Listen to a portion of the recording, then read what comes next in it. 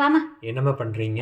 என்ன பண்ணுறேன் இப்போ வந்து நான் பருப்பு வேக வச்சிட்டீங்க. ஆமாம், கொஞ்சம் கூட்டு பண்ண போகிறேன். இது வந்து சாதத்துக்கும் பிசைஞ்சு சாப்பிட்ற மாதிரி. என்ன கூட்டு? புடலங்காய் கூட்டு பண்ணுறேன். அதுக்கு வந்து கொஞ்சம் துவரம்பருப்பு, இவ்வளோ போட்டிருக்கேன், ஒவ்வொரு கை துவரம்பருப்பு, பைத்தம்பருப்பு, கொஞ்சமாக இவ்வளோ கடலைப்பருப்பு போட்டு நல்லா வேக வச்சு வச்சுருக்கேன். ஓகே, கொஞ்சம் இப்போ கூட்டு பண்ண போகிறீங்களா? இல்லை, திரும்பவும் இதை பாரு, காயெல்லாம் நல்லா புடலங்காய் நறுக்கி கழுவி வச்சுட்டீங்க. கழுவி நறுக்கி வச்சுருக்கேன். 2 பச்சை மிளகா, பூண்டு தேவைன்னா போட்டுக்கலாம், இல்லைன்னா வேணாம். அப்புறம் ஒரு 10 சின்ன வெங்காயம். ஓகே. அப்புறம் கொஞ்சமாக சீரகம். சரியா? எல்லாம் போட்டு இது வந்து நம்ம சாதத்துக்கு பிசைஞ்சு சாப்பிட்றதுக்காக பண்ணுறேன். Okay okay okay. தண்ணியை விட்டு தண்ணி அது மூழ்கிற அளவு. ஆமாம், ஏற்கனவே பருப்பு வெந்திருக்கு, இந்த காய் வேகிறதுக்காக. ஓகே. அந்த உப்பு எடு பார்க்கலாம். இருங்க, எடுக்கிறேன். கொஞ்சம் லைட்டாக உப்பு இப்போவே போட்டுறணுமா? லைட்டாக போட்டுருவோம். பருப்பு வெந்திருக்குல்ல, காய் வெந்துடும். புடலங்காயில் சீக்கிரம் வந்துடும். ஒரு விசில் விட்டால் போதும், ஏன்னா காய் ரொம்ப குழஞ்சிடக்கூடாது, அப்புறம் தேங்காய் அரைச்சி விடுவோம். அதனால நம்ம இது போதும். சரியா? இப்போ நான் மூடி போட்டு வச்சுடுறேன். ஓகே. கொஞ்சம் மஞ்சத்தூள் கூட போட்டுக்கலாம். ஓ, மஞ்சத்தூள் ஆட் பண்ணிக்கணும். ஆமாம், மஞ்சத்தூள் எவ்வளோ? அரை டீஸ்பூன். ஆமாம், அரை டீஸ்பூன்.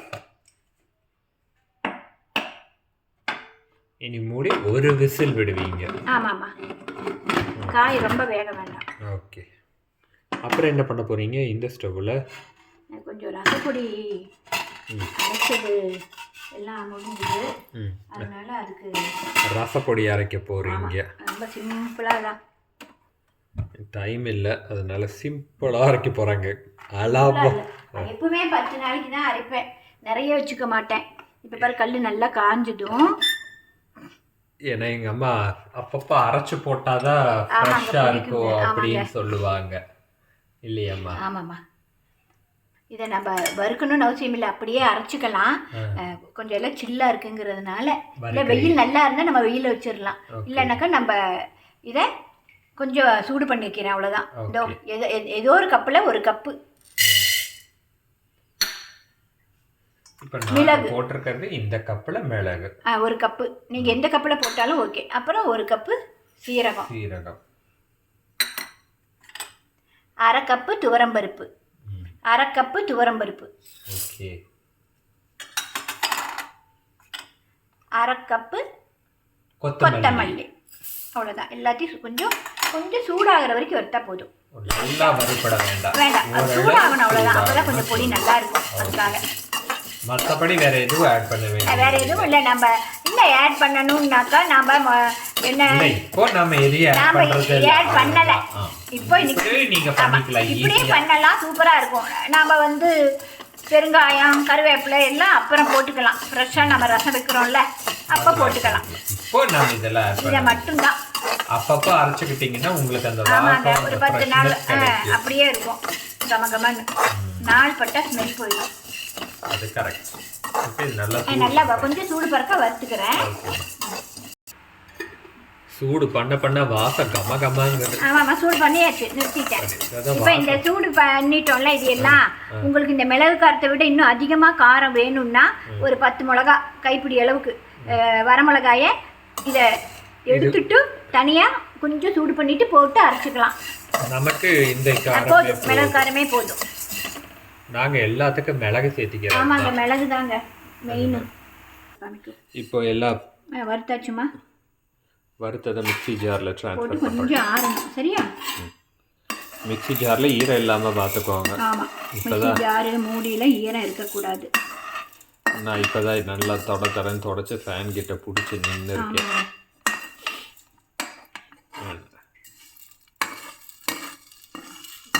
நல்லா வாசம். இந்த ரசம் எப்பவும் ஃப்ரெஷ்ஷாக இருக்கும். அது காரணம் இதுதான். அப்பப்போ அரைச்சிக்கிறது. இது கொஞ்சம் ஆறட்டும், நம்ம அரைச்சிக்கலாம். அதுக்குள்ள கூட்டுக்கு ஒரு விசில் வந்து நிறுத்திடுவோமா? என்னப்பா பண்ணுறீங்க இப்போ? கீரை பொரியல் பண்ணிடலான்ட்டு கடுகு போட்டு கடலைப்பருப்பு, உளுத்தம்பருப்பு, வெங்காயம், வரமிளகா ரெண்டாக கிள்ளியிருக்கேன், பாதி பாதியாக கிள்ளியிருக்கேன். எல்லாம் போட்டு வதக்கிட்டு இருக்கேன். இப்போ கீரை பொரியல் பண்ண போறீங்க. ஓகே, என்ன கீரை? சிகப்பு கீரை. சிகப்பு கீரை. இந்த சிகப்பு கீரை எல்லாரும் சாப்பிடுங்க, கொலஸ்ட்ரால் கம்மியாகும். வெயிட் லாஸ் பண்ணுறவங்களுக்கு இது ரொம்ப யூஸ்ஃபுல். ஆஸ்துமா பிரச்சனை, சுகர் பேஷண்ட் இதெல்லாம் இவங்க சாப்பிடணும் இந்த கீரை. நாங்களும் டெய்லி வாங்க முடியல, கிட்டக்க கீரை இல்லாததுனால. அதனால அட்லீஸ்ட் வாரத்துக்கு ஒரு நாள் சேர்த்துக்கணுங்கிற இதில் இப்போ வெற்றிகரமாக 3வது வாரமா 4வது வாரமா 4 வாரமா பண்ணியிருக்கோம் கீரை. வாங்கிட்டு வந்து பண்ணுறோம். நீங்களும் அதே மாதிரி கீரையா வாங்குங்க. என் பையன் முத்தலா வாங்கிட்டு வந்துடுறோம். கீரை வாங்குறது தெரியல. இந்த முத்தலாம் இருந்தது. இந்த கீரை வந்து ரொம்ப முத்தல் நிறைய, பாதிக்கு மேல வேஸ்ட். இதுவே நல்லா இருக்குமா தெரியல, மாடு மாதிரி மெல்லணும். ஆனாலும் பண்ணி காமிக்கிறேன் உனக்கு. இல்ல அதான் கேட்டேன், சுக்குட்டி கீரை ஃப்ரெஷ்ஷா வாங்கினேன். அது சூப்பரா இருந்தது. நீங்க சொல்றத பார்த்தா ரொம்ப முத்தலா இருந்தது. ஒரு 1/4 பாகம் தான் மிச்சம். இது 3/4 பாகம் ஆட்டுக்கு கொடுத்தாச்சு. தெரியுதா? இப்ப கீரை எல்லாம் போட்டாச்சு. நான் சாப்பிட்டு சொல்றேன் பாருங்க, முத்தலா இல்லையா? சரி, நீ சாப்பிடு. நான் உனக்காகவே தான் இதை பண்றேன். முத்தல்னா சாப்பிட எவ்வளவு கஷ்டம்னு உனக்கு காமிக்கிறதுக்காக தான் இந்த கீரையை பண்ணேன்.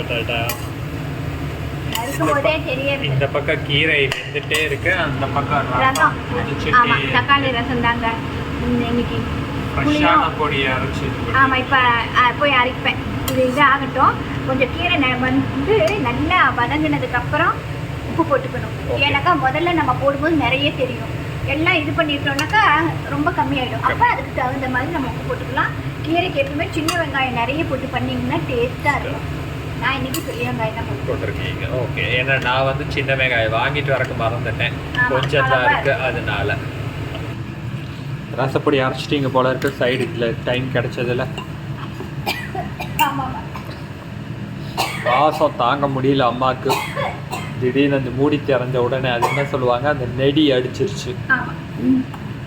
நல்லா வாசம். இன்னைக்கு எங்கள் வீட்டில் நல்லா ஃப்ரெஷ்ஷாக ரசப்பொடி அரைச்சி தான் இது வைக்க போகிறோம். வர வர என்ன கடையில் வாங்குறதுக்கு நீங்களும் இப்படியெல்லாம் அரைச்சி ரசம் வச்சிங்கன்னா நல்லா டேஸ்ட்டாகவும் இருக்கும். இதெல்லாம் எடுத்து போட்டுட்டோம். இதுலயே கொஞ்சம் தண்ணியை விட்டு அலாசி ரசத்துக்கு ஊற்றிப்பேன். ஓகேம்மா, போட்டுருங்க. ரசப்பொடி எல்லாம் பாட்டில் போட்டாங்க. மீதி ஒட்டிட்டு இருக்கிற பொடிக்கு என்ன பண்ணியிருக்கீங்க, மூடிருங்க, என் கை ஈரம். மீதி கொஞ்சம் தண்ணி ஊற்றி மிக்சியில் ஒரு அடி அடிச்சு என்ன பண்ணுறாங்க பாருங்க. ரசத்தில் ஊற்றிடுவாங்க. பார்த்தீங்களா, கிளவரான வழி. இதெல்லாம் வீணாகாமல் இருக்கிறது. இங்கே கீரை வதங்கி கொண்டே இருக்கிறது. நானும் திட்டு வாங்கிட்டு அது சொல்லையே ஆகணுமா? அவங்க பார்த்தா தெரியவா போது அவங்களுக்கு முத்திர கீரையா? கொஞ்சம் கூட சுண்டவே இல்லை பாரு. நேரம் சுருண்டு சுருண்டு இவ்வளோ ஆயிருக்கணும். விடுங்க, எல்லாத்துக்கும் ஒவ்வொரு தடவை ஒவ்வொரு இதா சொல்றேன். அதுக்கு தான் உனக்கு இதை பண்ணி உண்மையே சாப்பிட வைக்கிறேன். அவ்வளோதான், வேற ஒன்றும் கிடையாது.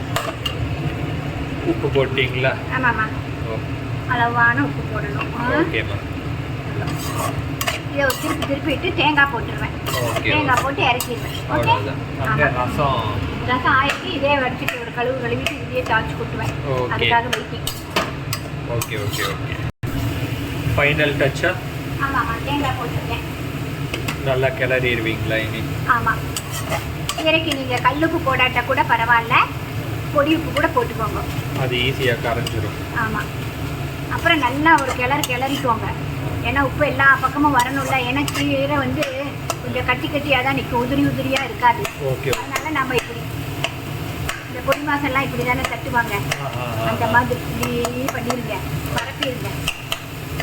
அப்போ எல்லா பக்கமும் உப்பு பரவிடும். அவ்வளோதான், கீரை பொரியல் ரெடி. நீ ரசத்தை தாளிச்சிடுறேன். இதெல்லாம் எடுத்து போட்டுட்டோம். ஓகேம்மா, தாளிச்சிருக்கேன். பொடி போடுறேன்.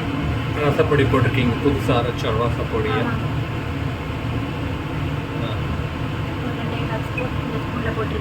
ஓகே, 2.25 ஸ்பூன் போட்டிருக்கீங்க. இங்கே தாளிச்சிட்டீங்க. ஓகே, அவ்வளோதானா ரசம் ரெடியா? ஆமாம், அது நுரக்கட்டி வரணும், கொதிக்கக்கூடாது, ஆ நுரக்கட்டி வரணும். நல்லா நுரக்கட்டி வரணும், அப்போ ரசம் ரெடி. ஆமாம், ஏற்கனவே பொரியல் ரெடி. ஆமாம், இது தக்காளி ரசம் தான், பருப்பு இல்லை. எங்கள் அம்மாவுக்கு அதே குறை, எங்கள் அம்மாவுக்கு எப்படியோ டெய்லி பருப்பு வேணும். ஆமாங்க, இப்போ பருப்பு இல்லைங்கிறதுனால தான் சொல்லிகிட்டே இன்னைக்கு பருப்பு இல்லை என்று. ரசத்தோட ஃபைனல் டச்சாக கொத்தமல்லி போடுறாங்க. கொத்தமல்லி இருந்தால் போடலாங்க, இல்லைன்னா விடலாம், இருக்கு, அதனால போடுறேன்.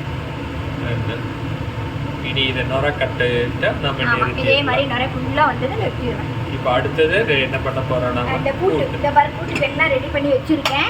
போய் தேங்காய் அரைச்சிட்டு வந்துடுறேன், அரைச்சி இதில் விடணும். ஓகே ஓகே ஓகே, அரைச்சிட்டு வந்துருக்க பார்க்கலாம். துருவி வச்சிருக்கீங்க தேங்காயை, துருவன தேங்காயை அரைக்க போகிறீங்க. நல்லா வெந்துருச்சு பாரு. ஆமாம் ஆமாம் ஆமாம் ஆமாம். இதில் கொஞ்சமாக தேங்காய் கெட்டியாக அரைச்சி விட்டா போதும். ஓகே, ஏன்னா கொஞ்சம் நீர்க்க தளத்தெல்லாம் எதுக்கு வச்சிருக்கேன்னா நம்ம சாதத்துலேயும் கசிஞ்சு சாப்பிட்றதுக்காக. ஓகேம்மா, இது ரசம் ஆயிடுச்சு, நிறுத்திடுவீங்க இல்லையாம்மா இப்போ ரசத்தை? Okay okay okay. இப்போ அடுத்தது என்ன பண்ண போறீங்க? இந்த கூட்டுக்கு அரைக்க போகிறேன். ஓகே, அதுக்குள்ள அது கொஞ்சம் இருக்கட்டும். தேங்காய் இந்த பாரு, கொஞ்சமா சீரகம் போதும், சரியா? கொஞ்சம் போட்டால் போதும். ஆமாம், அப்புறம் தேங்காவை கம்மின்னு பார்க்காதீங்க, எங்கள் 2 பேர்த்துக்கு அளவா. ஆமாங்க, கொஞ்சமாக தான் போடுவேன், நிறைய போட்டால் மொதல் இருக்கும். ஓகே, காரத்துக்கு ஒரே ஒரு பச்சை மிளகாய் போட்டு அரைச்சிடுவேன். ஏற்கனவே அங்கேயே ஒரு பச்சை மிளகாய் 2 போட்டிருக்கீங்க, அந்த பச்சை மிளகாய் போக இன்னொரு பச்சை மிளகாய் போட போறீங்க. அப்போ மொத்தம் 3 பச்சை மிளகாய். ஆமாம், ஓகே. காரத்துக்கு இன்னும் வேணும்னா அவங்க இன்னும் 4 கூட நம்ம போட்டுக்கலாம், நம்ம சௌரியம், நம்ம டேஸ்ட்டுக்கு தகுந்த மாதிரி. அவ்வளோதானே? இல்லை இதில் வேறு அவ்வளோதான், வேறு ஒன்றும் கிடையாது. இதை போய் அரைச்சிட்டு வந்துடுறேன். ஓகேம்மா, தேங்காய் அரைச்சது ஊற்றுறீங்க. ஆமாம்மா, தேங்காயும் சீரகமும், சீரகம், ஒரு பச்சை மிளகாய்.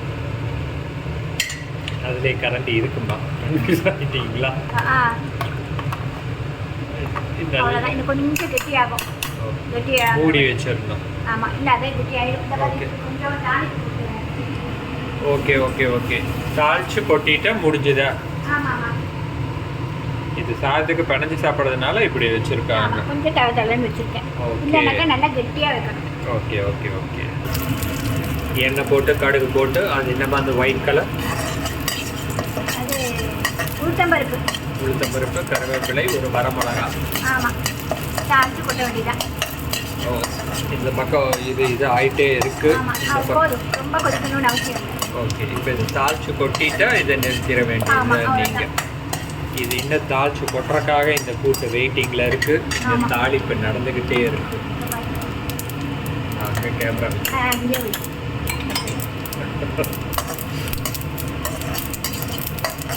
எங்கள் அம்மா ஒரு பக்கம் பண்ணால் இன்னொரு பக்கம் கேமரா ஒரு பக்கம், இது ஒரு பக்கம். இப்போ ஃபினிஷிங் டச்.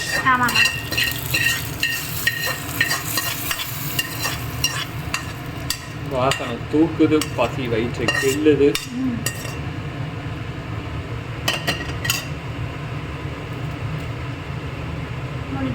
முடிஞ்சது, கூட்டும் ரெடி, ஏற்கனவே ரசமும் ரெடி, சாதம் வச்சு இனி அப்பளம் பொரிக்க போறாங்க.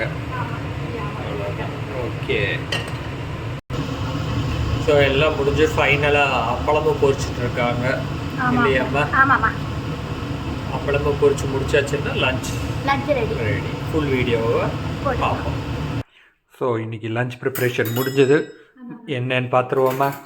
என்ன இன்னைக்கு சாதம் பண்ணியிருக்கோம். சாதம், அப்புறம் புடலங்காய் கூட்டு. சாதத்துக்கு பிணையறதுனால கொஞ்சம் இதாக வச்சுருக்கோம். ரசம், தயிர், அப்பளம், கீரை பொரியல், சிவப்பு கீரை பொரியல்.